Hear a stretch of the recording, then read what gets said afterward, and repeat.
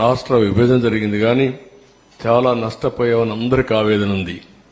కానీ ఆ నష్టం కంటే 1924లో జరిగిన జగన్ విధ్వంసం రాష్ట్రానికి శాపంగా మారింది. దానికంటే ఎక్కువ నష్టం జరిగింది. ఇది రాష్ట్రంలో ఉండే ప్రజానీకం అంతా కూడా చర్చ చేయాల్సిన అవసరం ఉంది. నెక్స్ట్, ఈ ప్రాజెక్టు ప్రొఫైల్ ఒకసారి మనం చూస్తే 194 టీఎంసీ నీళ్లు నిలవబెట్టే పరిస్థితి ఉంది. 322 టీఎంసీ నీళ్లు సద్వినియోగం, అంటే ఇప్పుడుండే కెనాల్స్ అన్ని ఉపయోగించుకుంటే, ఇంకా మనం గాని కరెక్ట్గా గాని ఆ కెనాల్స్ అవన్నీ ఇచ్చేస్తే సముద్రంలోకి పోయే నీళ్లు డైవర్ట్ చేయగలిగితే ఒక 500 లేకపోతే ఒక 700 టీఎంసీ నీళ్లు గాని డైవర్ట్ చేసుకుంటే రాష్ట్రంలో అన్ని ప్రాంతాల్లో అక్కడుండే నీరు ఇది కలుపుకుంటే కరువు అనే మాట ఉండదు. ఇది చాలా ముఖ్యమైన విషయం. ఇప్పుడు ఈ ప్రాజెక్టులో ఉండేది 7,20,000 ఎకరాలకు సాగునీరు అందించడం, 23,50,000 ఎకరాలు ఆయకట్టు స్థిరీకరణ చేయడం, 28,50,000 మందికి త్రాగునీరు ఇవ్వడం, 960 మెగావాట్ల విద్యుత్ ఉత్పత్తి, వాటర్ టూరిజానికి చాలా ఇది ఉంది, అవకాశం ఉంది. పరిశ్రమలు కూడా ఫుల్గా నీళ్లు ఇచ్చే పరిస్థితి వస్తుంది. నెక్స్ట్, ఇది ఒక చిరకాల వాంఛ. ఏదైతే 1941 నుంచి ప్రజల కల ఇది.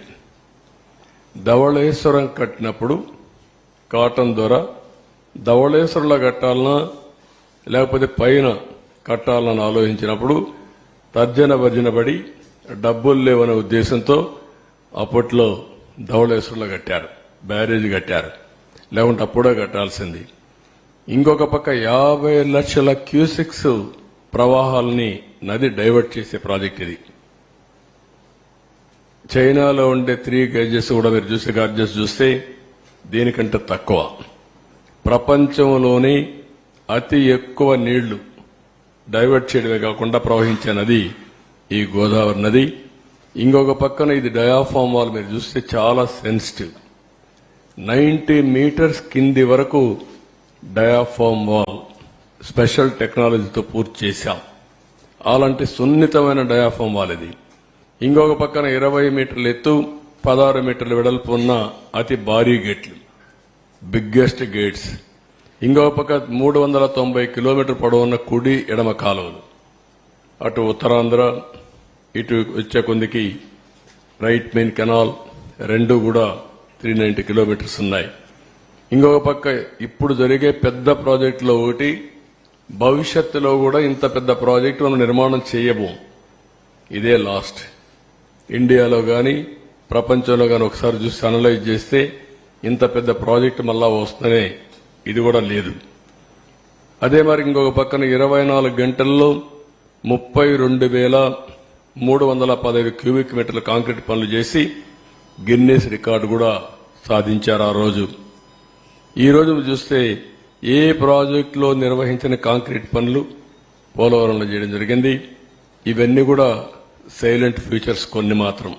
నెక్స్ట్, ఈ రోజు మీరు చూస్తే ఓసారి ప్రాజెక్ట్ యొక్క ప్రొఫైల్. ఈ ప్రాజెక్ట్ ని ఆ రోజు బైఫర్కేషన్ యాక్ట్ లో పెట్టారు. కానీ ముంపుకు గురయ్యే 7 మండలాలు తెలంగాణలో పెట్టారు. నేను ముఖ్యమంత్రిగా ఎన్నికయ్యాను, ఢిల్లీకి వెళ్లాను. ఆ రోజు కూడా ఎన్డీఏతో పొత్తుంది. ఢిల్లీకి వెళ్తానే నేను ఒకసారి నా అనుభవంతో, ఎందుకంటే అపోజిషన్గా నేను ఫైట్ చేశాను, అనుభవం ఉంది ఇరిగేషన్లో.